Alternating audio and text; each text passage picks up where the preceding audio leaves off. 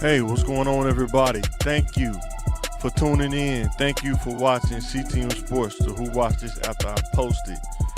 Today, we got a few topics and we got a couple of life definitions that we definitely need to talk about. So, with that being said, let us get right into the sports. First topic of the day is Tua, I don't even know how to say his last name. Is Tua career in jeopardy? Let me know in the comments. Is his career in jeopardy?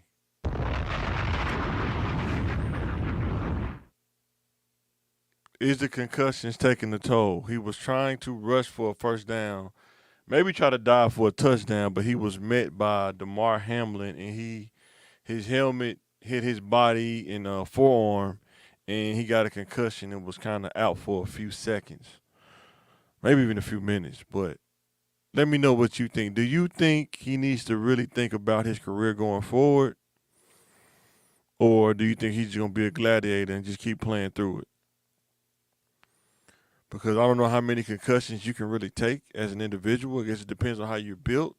Can't be good for you in the long run. He's definitely going to pay for him in the long run. But as of right now, the way the team is assembled, he just had a concussion. He went through a chain of them. Should he consider his health over his career? A lot of people has different angles you can look at. There's the angle of he wants to keep playing because some people say they got to sacrifice their health sometimes for a career. He just signed a $200 million contract, which gave him generational wealth. You don't want to give that up. And they built the offense around him to succeed with Waddle and Tyreek Hill, running back, all those things, tight end. And you really want to max out the potential of their team. Let me know in the comments what you think. Do you think that he should think about his career? You want answers. I want the truth. You can't handle the truth. Like I say, I think that, we got a comment. Yes, he should retire. He had a $16 million, $161 million. Is that 161? Yeah, $161 million guaranteed contract. And I get what he's saying, but like I say, some people just have that gladiator mentality and they just don't want to stop. I hope that he thinks about it. I hope he considers it. I don't want somebody to, but when he gets older, man, he kind of be like a walking vegetable because he keep having these concussions. It has to have an effect on your brain to have that many times your brain touching your skull. It's got to have an effect, a bruising or I don't know. It has to have an effect. So shout out to Chris Collins. Is that Chris Collins? Yeah, shout out to Chris Collins, man. Appreciate that comment.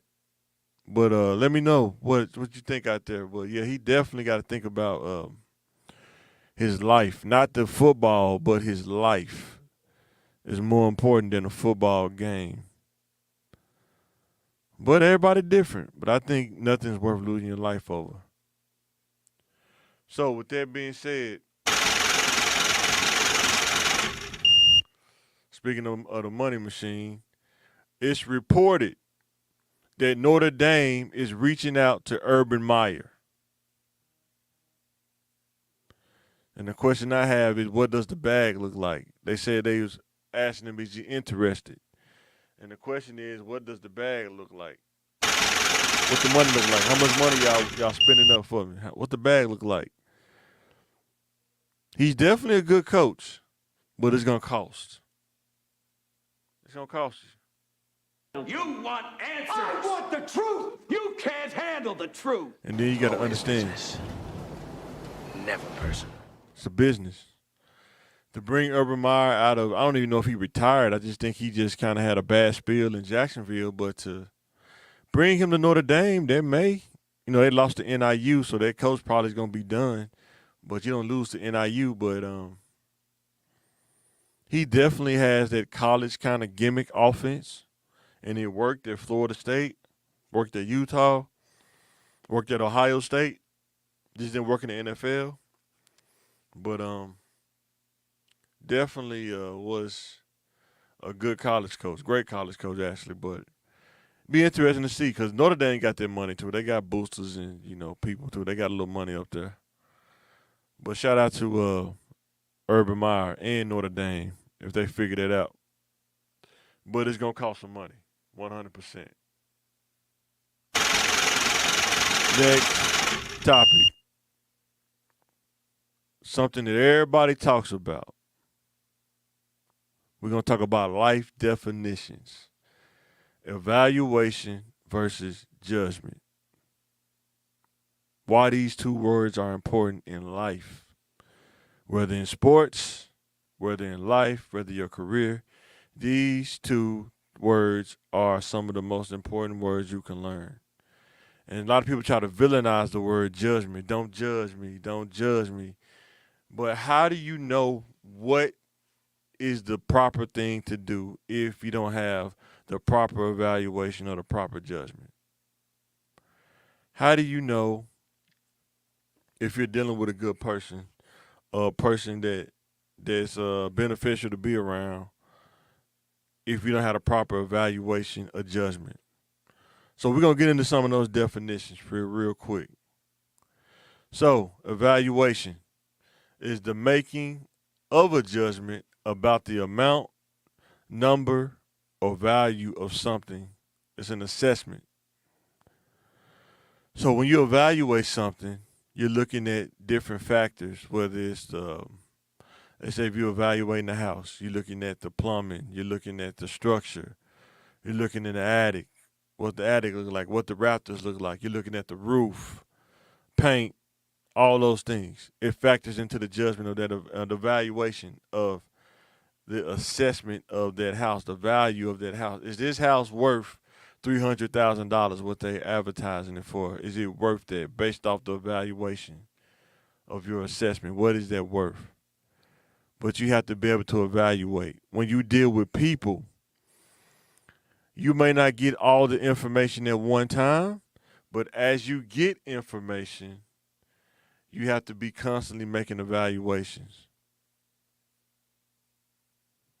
If they show you something, you're like, I didn't think they would be capable of this, especially when you're younger. When you get older, you've dealt with so many people and evaluated so many personalities. It's not really about the person.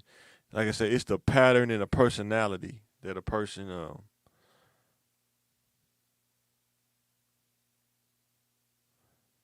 oh yeah, big mistake. My bad, Chris Collins. That's my fault, bro. Big mistake on Urban. He's only going to stay maybe 3 years, and if it doesn't go his way, he's going to say he has a health problem, a family time. Yeah, he do. He got to wait. That he got an exit plan, just like with evaluation, right? When you evaluate and judge him based off of his past experiences, he'll always pull something out the hat about his health. Or if the team is losing, he always do something crazy. Like I remember when the Jags lost, instead of going with the team because he was the head coach, he stayed behind and went to the bar or something like that. And I guess he owned it and, had a good time at the bar. But you got to be able to evaluate and judge that. Like, what does that mean? What does that mean? Once you make that evaluation. So evaluation and judgment is a part of life. Some of the keys to evaluation is the appraisal of something to determine its worth or fitness. When you think about a coach, you have to make that appraisal. You have to make that evaluation. Is this coach good for our franchise? Whether you're courting a woman for marriage, you have to make that appraisal, that evaluation. Is this woman worth me spending the rest of my life with? What I'm looking at right now, the stuff that I have saw, that's why it takes time to make proper evaluations, proper appraisals. It takes time to do those things. Just like in sports, it takes time. In football, you have to play college football for 3 years, and they get 3 years of game film on you to make that proper evaluation before you get to judgment. You have to evaluate. Same way in life, rather than career, your resume. It kind of helps in making the appraisal or evaluation that you're good or you qualify for this position that you're trying to get. So evaluation is a part of life. You have to do it. You can't just be around somebody and not evaluate them, or you could be putting yourself in harm's way. Whether it's a friend, whether it's a woman that you're possibly looking at to be your spouse, or just anybody you're around, you have to be careful because if you don't, they can put you in a bad position. And you never want to be around somebody that will put you in a bad position on purpose.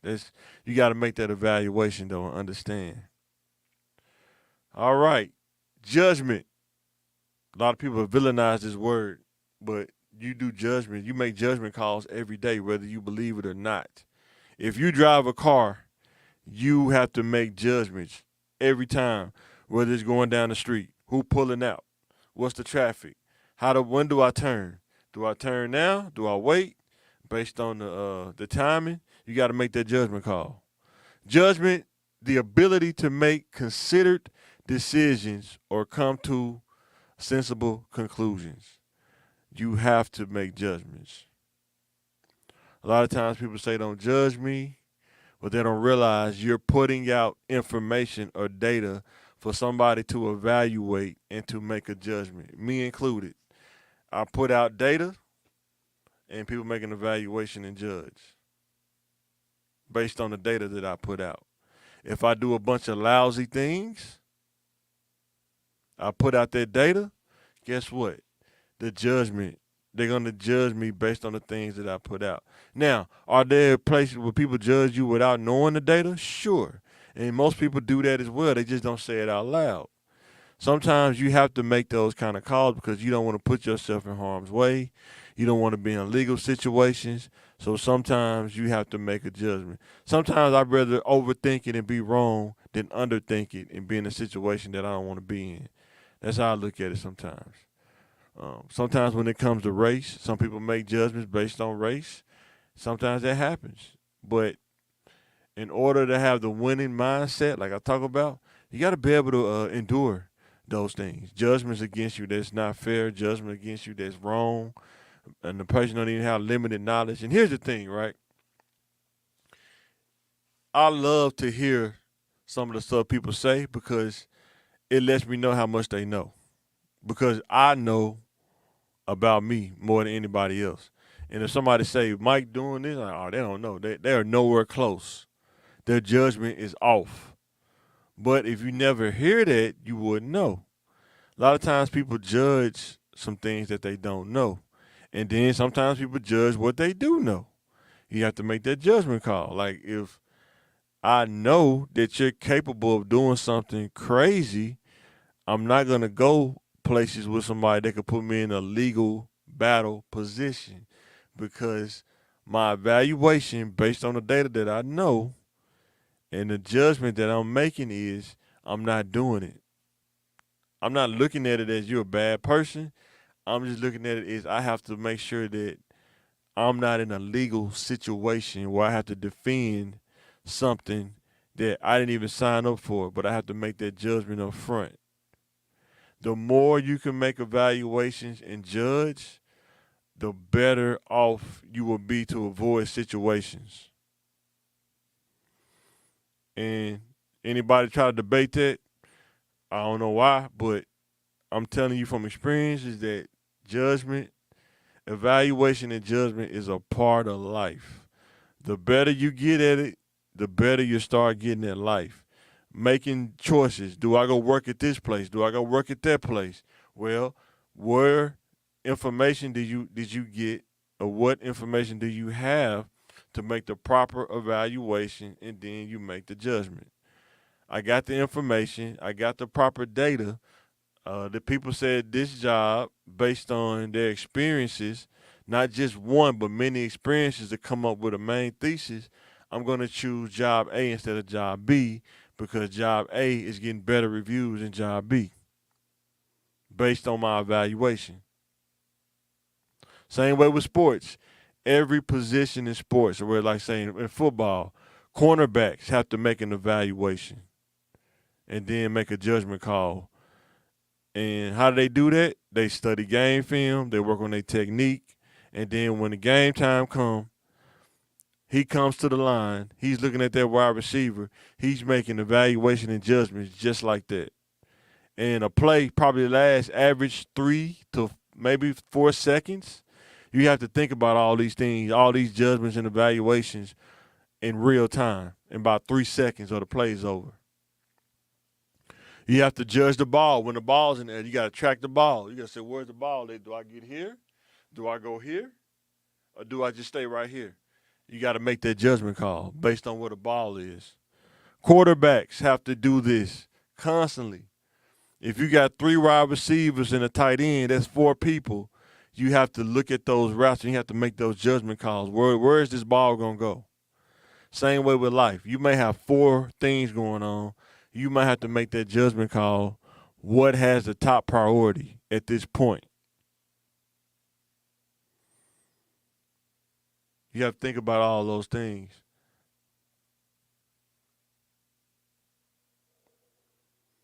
What if the data is old? People change for the better or worse. God knows I'm not like I used to be.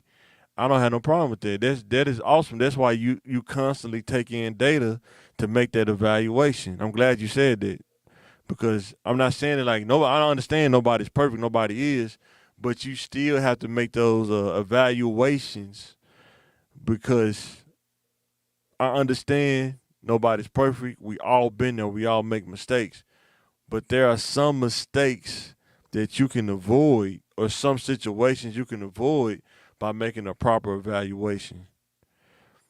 Like I don't want judging somebody just saying, they just a totally terrible person. I'm not saying that. I'm saying it to understand in life, because you got a lot of kids out here. They're being influenced by people to do things. They're not making a proper evaluation or the proper judgment to say it's not worth it. I don't want to do 25 to life in jail. So my evaluation is it's not worth it. My judgment is I'm going home. I'm not getting involved.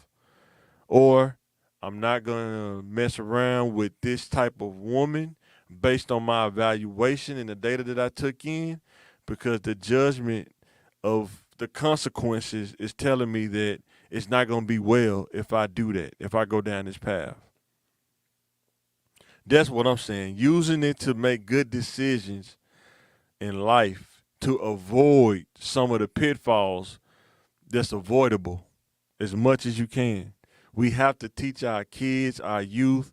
Even I had to learn this older in life. In my middle, I think I like around 25, 30, just out there. I had to learn how to make good evaluations and good judgments. And that's just how the game go. Because a lot of times you be naive. The world doesn't care if you're naive.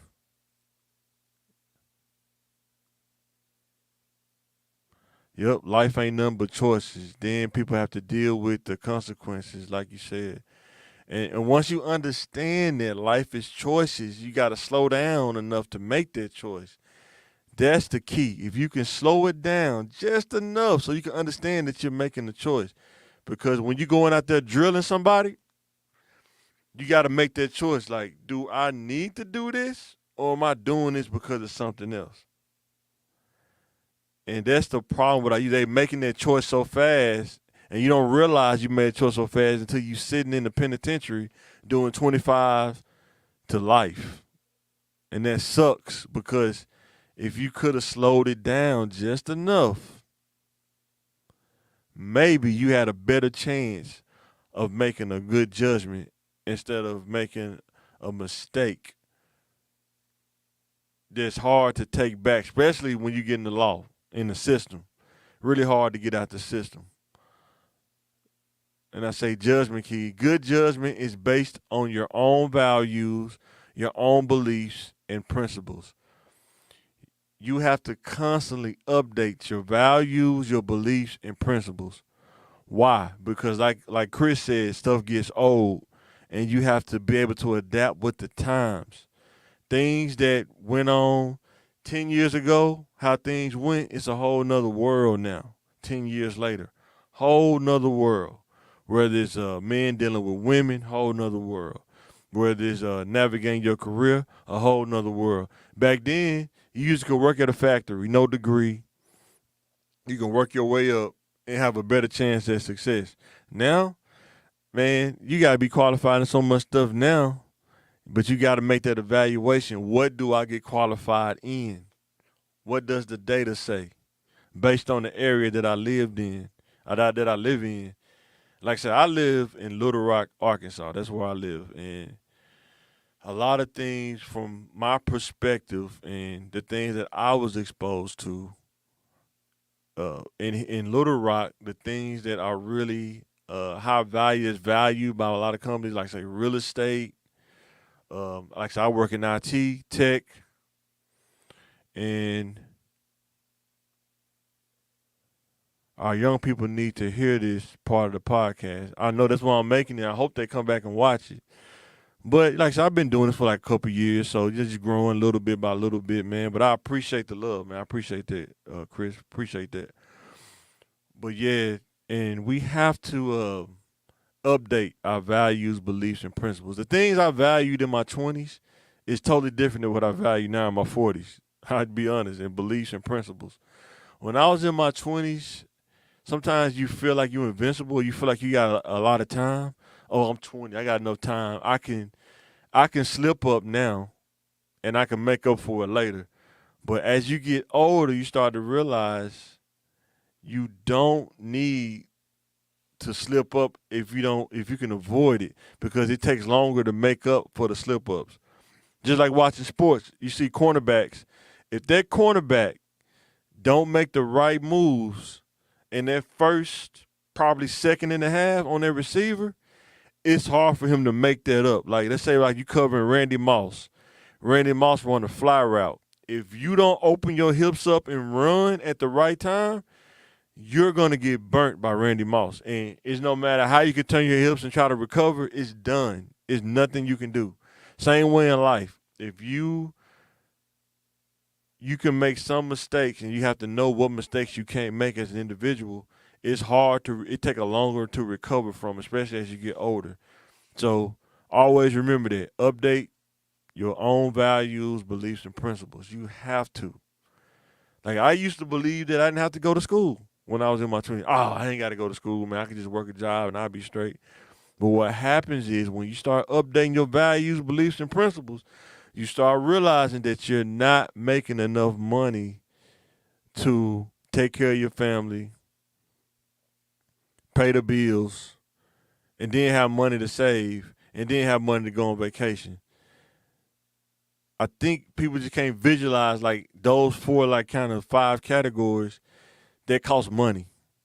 And people saying it's not about the money, I'm going to say you probably need to update your values, beliefs, and principles. Unless you just comfortable living, at just enough to get by.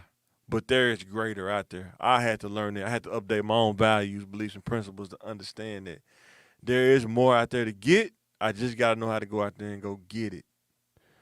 So with that being said, that was a spiel right there. But you have to get good at those things in life. So with that being said, like, share, and subscribe. Be sure to subscribe to the channel. Be sure to let us know how we're doing. Engage with us. We really need the engagement to know. Tell us some things you want us to talk about on the podcast. Hit me up in the comments on YouTube, Facebook. Let us know what you want to do. We're on TikTok. We're on Facebook. We're on Instagram. And we're on Twitter and YouTube. This is Mike. I'm signing out. Thanks for watching.